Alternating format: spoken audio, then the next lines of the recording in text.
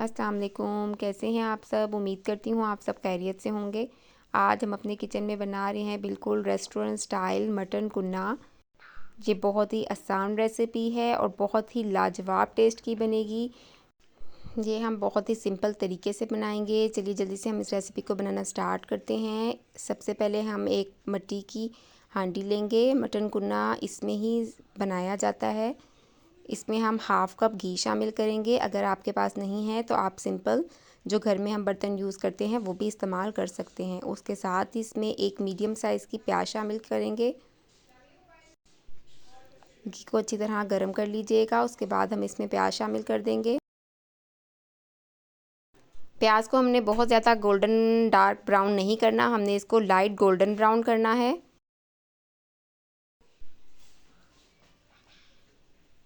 ये देखें अब ये अपना कलर चेंज करने वाली है। 3 से 4 मिनट लगेंगे। अब थोड़ा सा ये नरम पड़ चुकी है। हम इसमें अब साबुत गरम मसाला डालेंगे। 1 बड़ी इलायची, 1 टीस्पून दालचीनी स्टिक्स, 3 से 4 काली मिर्च, 2 से 3 लौंग। हमने साबुत खड़ा मसाला इसमें डाल देना है ताकि इसकी भी खुशबू आए, ये भी अच्छी तरह फ्राई हो जाए। एक तेज़पात का पत्ता भी इसमें शामिल कर देंगे। इसको भी अच्छी तरह फ्राई करेंगे। चलिए 5 से 6 मिनट में प्याज बहुत अच्छी तरह से फ्राई हो चुकी है। हमें बस इसी तरह का कलर चाहिए। गरम मसाला की भी बहुत अच्छी सी खुशबू आ रही है। तो बस ठीक है, हमारी प्याज अच्छी तरह ब्राउन हो चुकी है।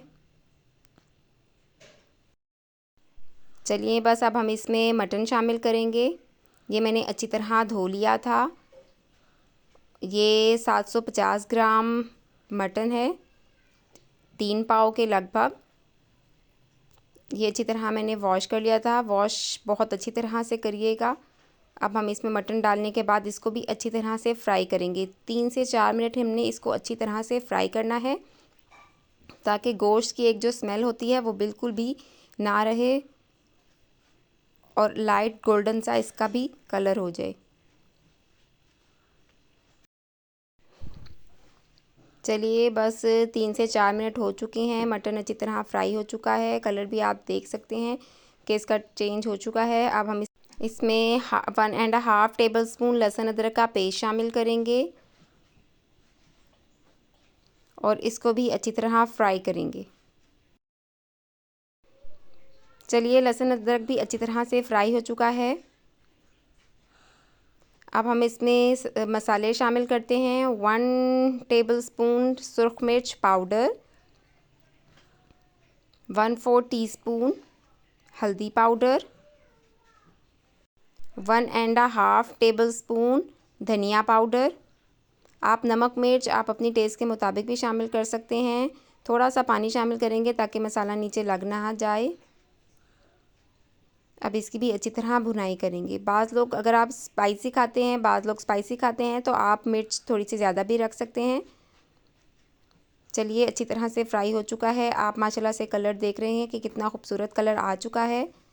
2 से 3 मिनट मैंने इसको अच्छी तरह से फ्राई किया था ताकि मसाला वगैरह अच्छी तरह से भुन जाए। भुनाई बहुत अच्छी तरीके से करिएगा। ये देखें कितना खूबसूरत कलर आया है। आपको पता है कि चीज़ को हम जितना अच्छा भूनेंगे उतना ही मज़े का फ्लेवर आएगा। अब हम इसमें 1 टीस्पून नमक शामिल करेंगे। बाद में आप टेस्ट कर लीजिएगा, अगर आपको नमक कम लगे तो आप और भी शामिल कर सकते हैं। चलिए अब हम इसी पॉइंट पे इसमें दही शामिल कर देंगे। दही मैंने हाफ़ कप लिया है। अच्छी तरह से बीट कर लीजिएगा। बीट करना दही को ज़्यादा सही रहता है। दही डालने के बाद हम इसको अच्छी तरह से भूनेंगे ताकि दही का पानी भी खुश्क हो जाए।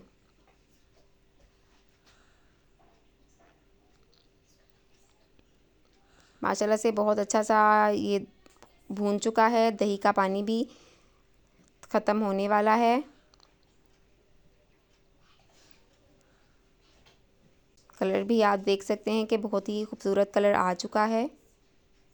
अब हम इसमें पानी शामिल कर देंगे। पानी हमने इसमें इतना शामिल करना है तो उसमें मटन अच्छी तरह से गल भी जाए और इसका जो शोरबा है वो भी उसी में हमने लगाना है।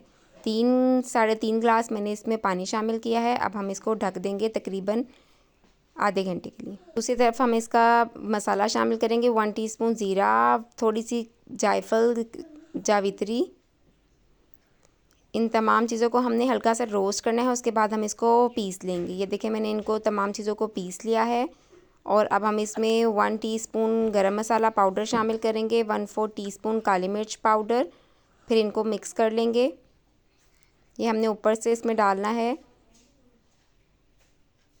अब हम मटन को चेक करते हैं कि ये गल चुका है कि नहीं।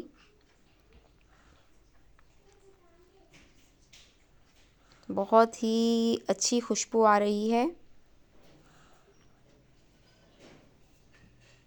देखें 1 घंटा लगा है, मटन बहुत अच्छी तरह से गल चुका है। गला हुआ ही मटन अच्छा लगता है। अब हम इसमें ये हमने जो पाउडर पीस के रखा था, ये भी तकरीबन 1 टेबलस्पून के करीब है, वो हम इसमें शामिल कर देंगे। चलिए अब हम इस पे आटा शामिल करते हैं।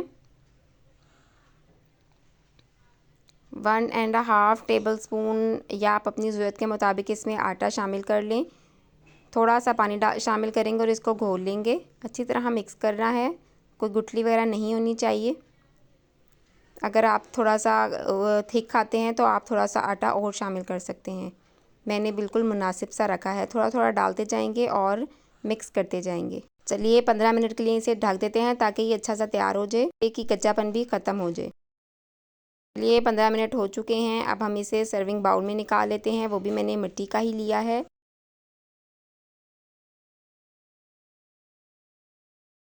हमने मटन कुना निकाल लिया है। अब हम इसमें हरी मिर्चें और जूलियन कटी अदरक से इसको गार्निश कर लेंगे। अगर आप हरा धनिया भी डालना चाहें तो वो भी डाल सकते हैं।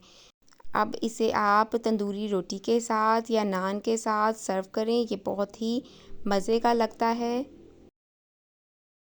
अगर आपको मेरी ये वीडियो अच्छी लगी है, मेरी वीडियो को लाइक करिएगा और जिन लोगों ने अभी तक मेरा चैनल सब्सक्राइब नहीं किया तो मेरे चैनल को ज़रूर सब्सक्राइब करिएगा। इंशाल्लाह ताला फिर मिलूँगी नेक्स्ट वीडियो में। जब तक के लिए अल्लाह हाफ़िज़।